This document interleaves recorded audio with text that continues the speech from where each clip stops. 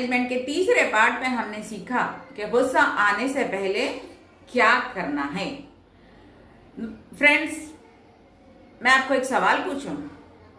एक कुत्ता आराम से सोया हुआ है और आपका पैर उस कुत्ते पर पड़ जाता है, तो कुत्ता क्या करेगा?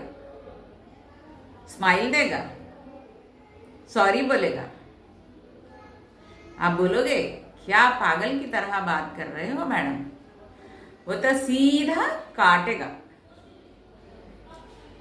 कौन सा कुत्ता काटेगा? काला कुत्ता कि सफेद कुत्ता? दोनों काटेंगे।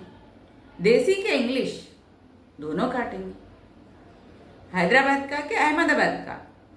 दोनों काटेंगे। अमेरिका का कुत्ता भी काटता है। हाँ, दोनों काटते हैं।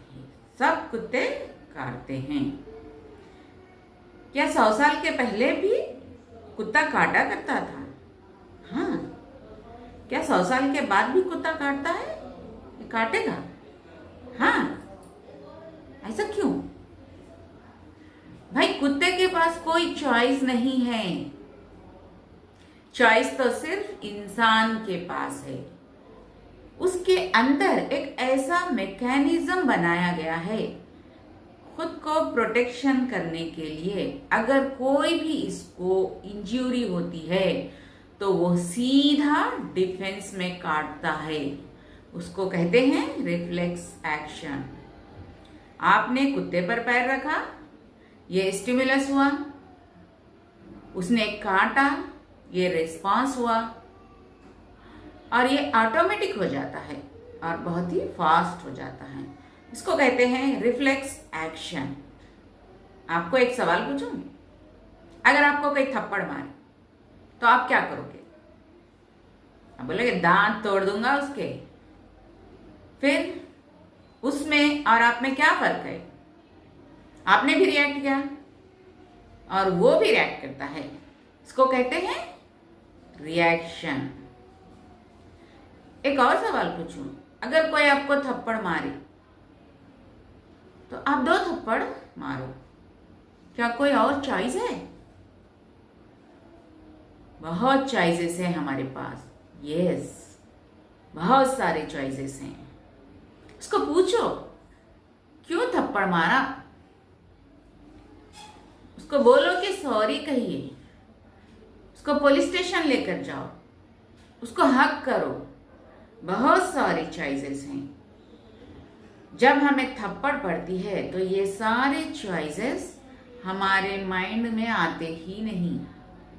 ऑटोमेटिक ये रिस्पॉन्स आ जाता है। इसका मतलब ये है कि हम लोग भी रिएक्टिव एनिमल्स हैं, लेकिन हम प्रोएक्टिव बन सकते हैं, प्रोएक्टिव रह सकते हैं।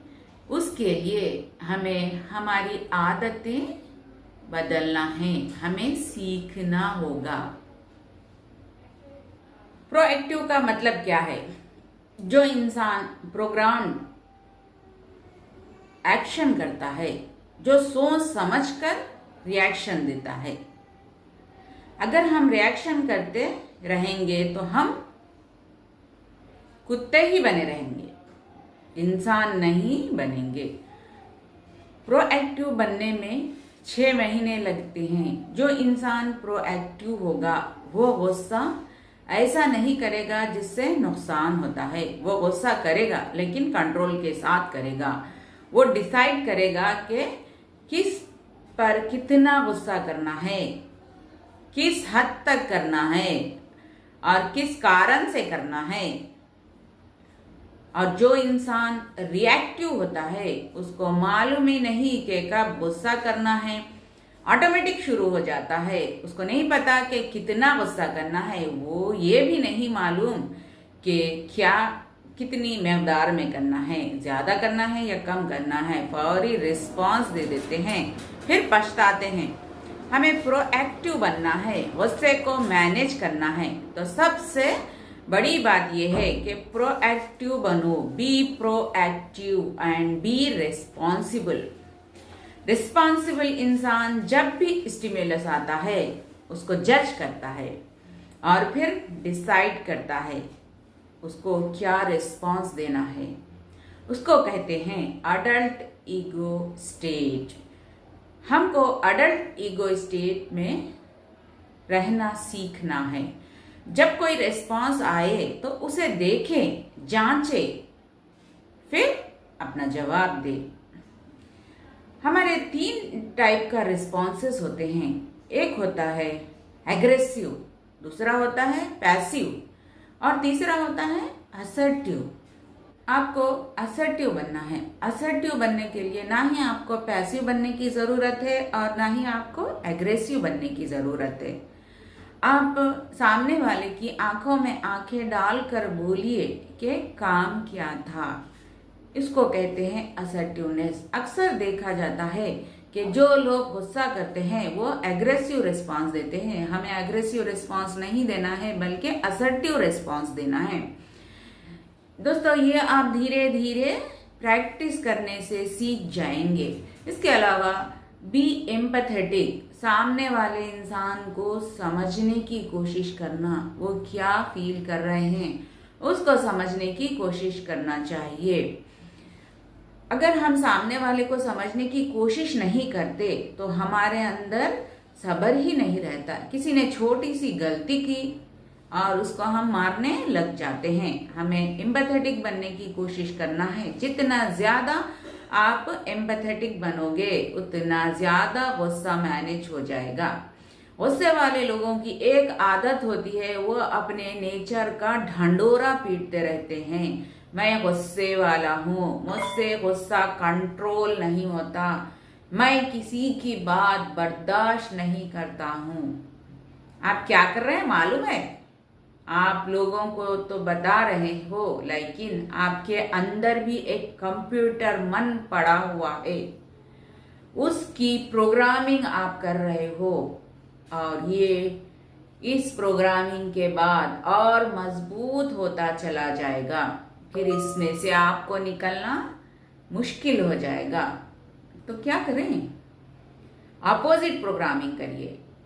कैसे करना है? अपने अल्फाज को चेंज करो, अपने सेंटेंसेस को चेंज करो। जैसे भी आप हो सिर्फ बोलना शुरू कर दो। मैं बहुत ठंडा इंसान हूँ, मुझे गुस्सा आता ही नहीं। आपकी ये रिप्रोग्रामिंग हो जाएगी। आपको जो सबकॉन्शियस माइंड है उसके अंदर जो स्क्रिप्ट पड़ी हुई है, वो स्क्रिप्ट जो गुस्से वाली स्क्रिप्ट है वो धीरे धीरे निकल जाएगी और आप कूल नेचर के होते चले जाओगे और आपका नेचर भी कूल होना चालू हो जाएगा। एक डायरी लेकर लिखते जाइए कि I am becoming cooler and cooler. मैं दिन ब दिन शांत होता जा रहा हूँ। जब तक आप शांत ना हो जाएं, लिखते जाइए। ये आपके सबकॉन्शियस माइंड की प्रोग्रामिंग होती जाती है। जितनी बार आप अपने सबकॉन्शियस माइंड को लफ्ज शांति देते जाएंगे, ये लफ्ज शांति सबकॉन्शियस माइंड में बिठाते जाएंगे, आप उतना ही कूल होते जाएंगे। तो हमने देखा कि हमें कैसे गुस्से को मैनेज करना है। अगले पार्ट में हम सीखेंगे कि गुस्सा आ जाए तो क्या करना है और गुस्सा आने के बाद क्या करना है। Thank you viewers.